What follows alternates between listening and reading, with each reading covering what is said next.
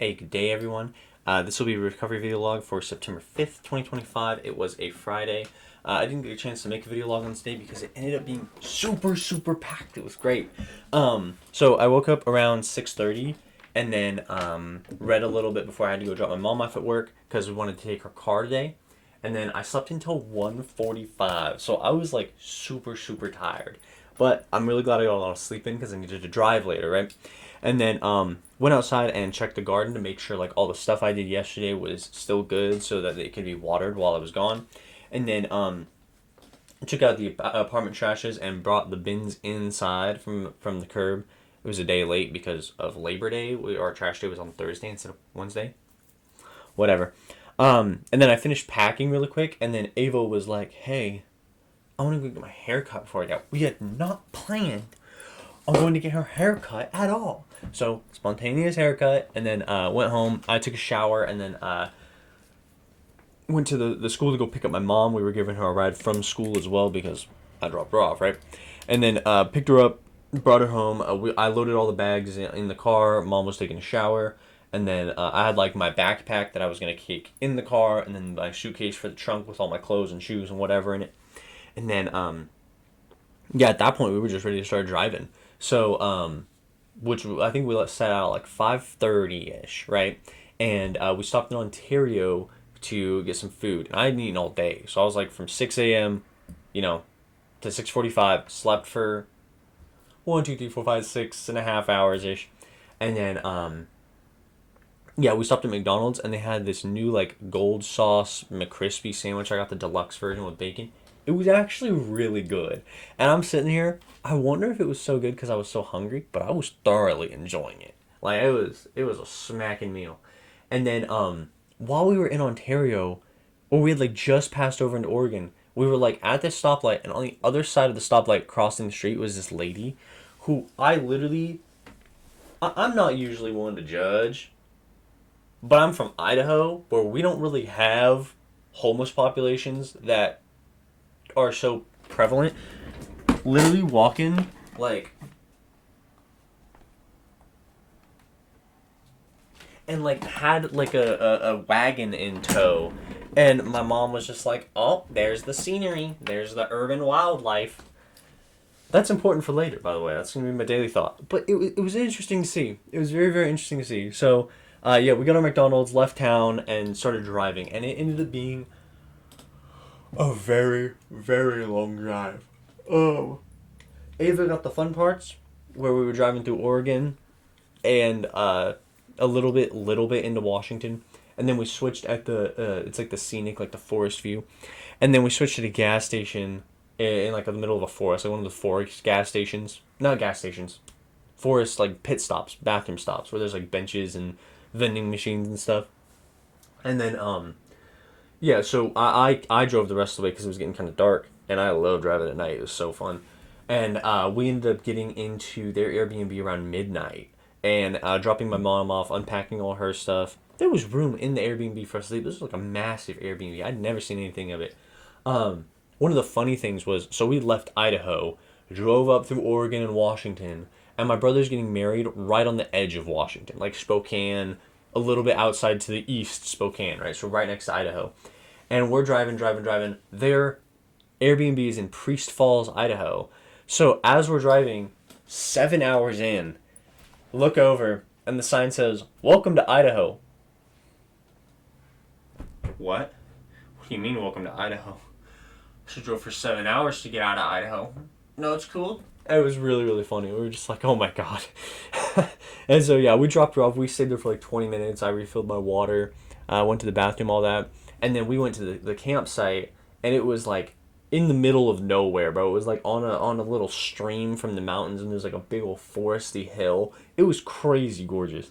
And then, yeah, it was really gorgeous. So I like drove down, pulled over into the area, and as I'm driving the dogs, my brother and his fiance, soon wife, I think it was her father. I think it was my brother's father-in-law.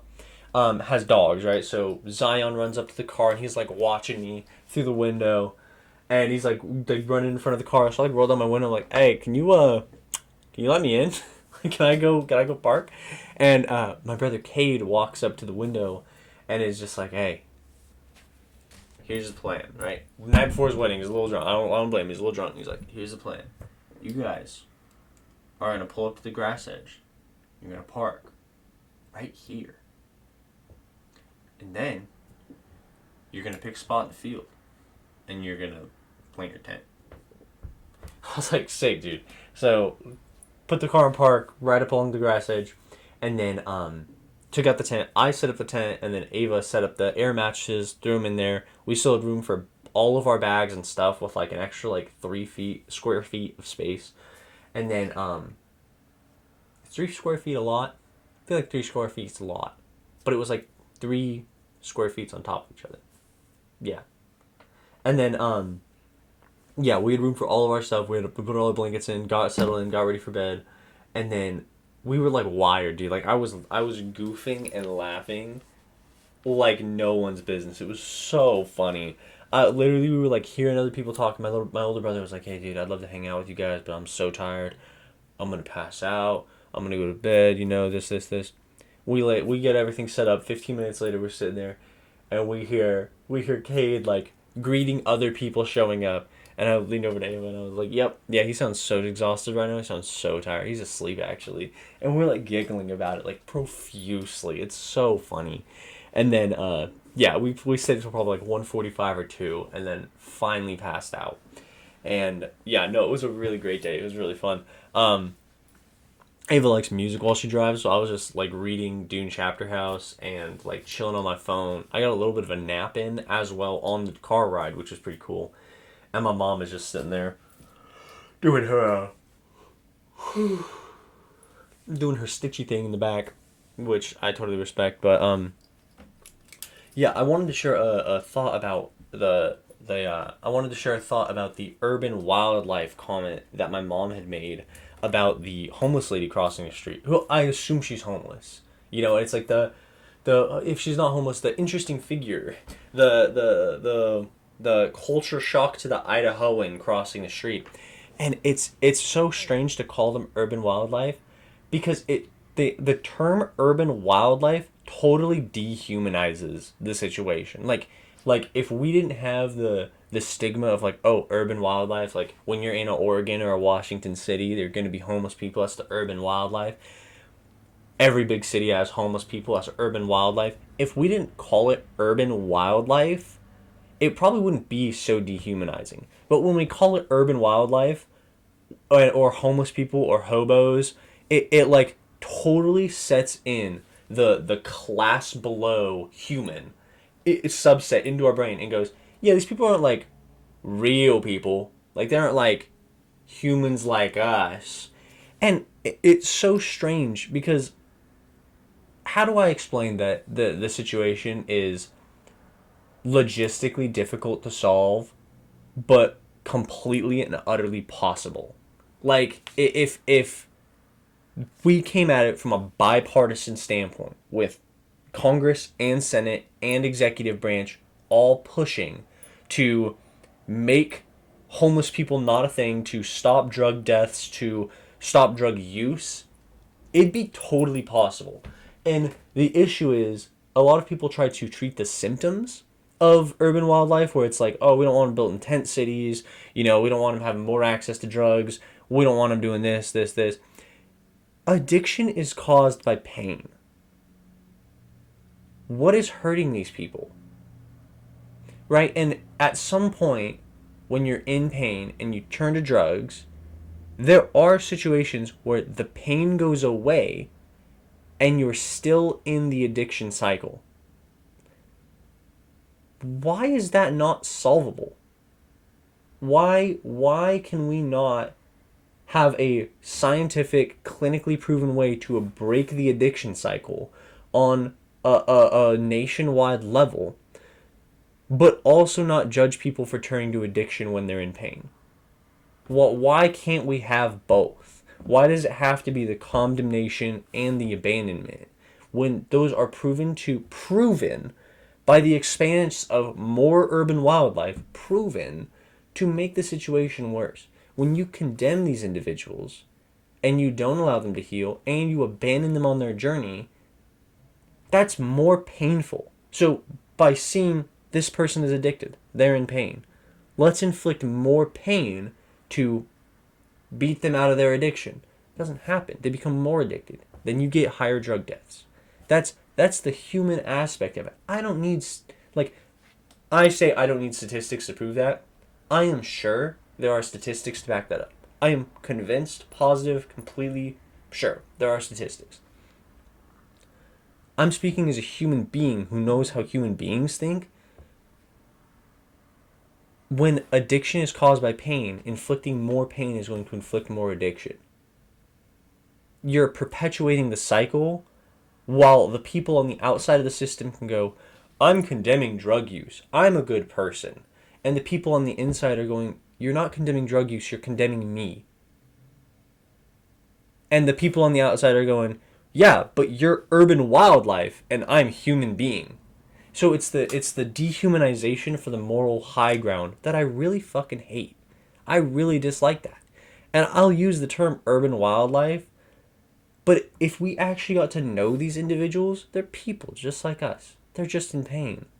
Like, that's just how it is. And if the pain isn't there anymore, they're in the addiction cycle. There are clinically proven ways to break the addiction cycle if the actual root cause of the addiction cycle is gone. It's not as hard as we make it sound. It's a month-long program. You can do it in a month. Your entire life can change in a month. But the cycle lasts in hours. So you just have to get them out of the cycle, out of the environment, out of the situation long enough to be above it, to be in the human section of this moral dilemma. That's the human aspect of it. When we dehumanize people who are in pain, the pain profligates. It doesn't get better because you're telling them to man up and lock in. It doesn't do that. You have to come at it with empathy and go, yeah, we know addiction comes from pain. We know it. We know it. No one is nicotine addicted because there was no pain. Maybe they got peer pressured. That's pain. There's social pain. Maybe they were anxious and the nicotine took the edge off. That's pain. Now they're in the addiction cycle. They might not even be as anxious when they're not on nicotine, but they're in the addiction cycle. They have to be out of the environment and they have to be out of use for a month. And they're out of the addiction cycle. Then they can be trained to look at vape users with a disdain. They won't join in the circus if they think the circus is stupid. People who recover being addicts won't go back if they believe it's stupid, unless the pain re-begins. That's relapse. The pain that originally got me into heroin, after I've quit heroin, has come back. My brain knows how to deal with that now. But you have to choose what is the greater pain. Being dehumanized and jumping into the addiction cycle, or what you're currently experiencing. And I can respect a human for making either choice. And I don't understand why the majority of society is so freely dehumanizing each other to actively make the situations worse. That doesn't make any sense to me. And I just wanted to share that with you guys. So, yeah. I hope you all had a wonderful, wonderful Friday, September 5th. And I'll see you all tomorrow. Peace.